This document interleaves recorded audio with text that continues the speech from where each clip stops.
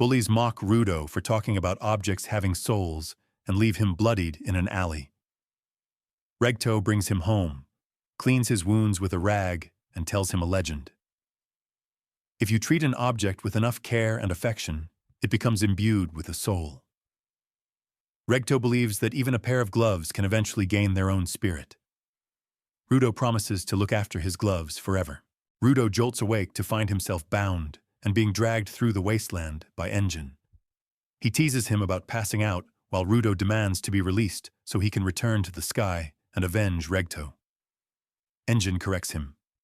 The floating island is known on the ground as the Sphere, and there is no way to get there.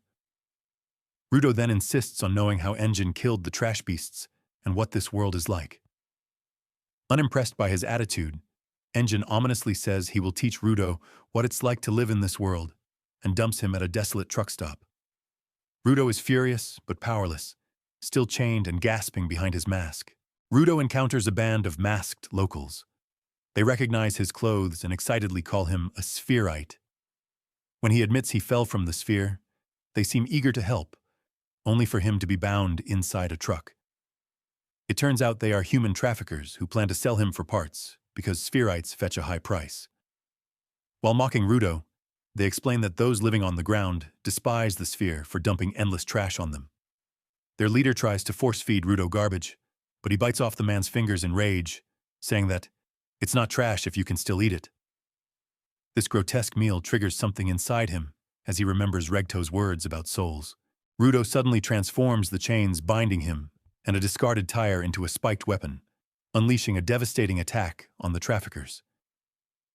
As Regto predicted, objects cared for long enough can harbor a soul and become vital instruments. The captors gasp and call him a giver, realizing that he can give life to objects and use multiple instruments at once. He overpowers them easily, hurling debris and smashing the truck stop. Unbeknownst to him, Engine watches from a nearby hill, thrilled by Rudo's potential.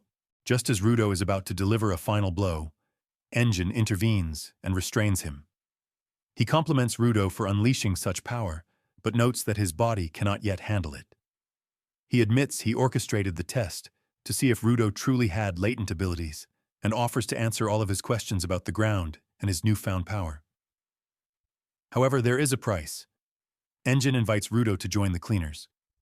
Despite his curiosity, Rudo refuses, muttering, "I don't wanna,"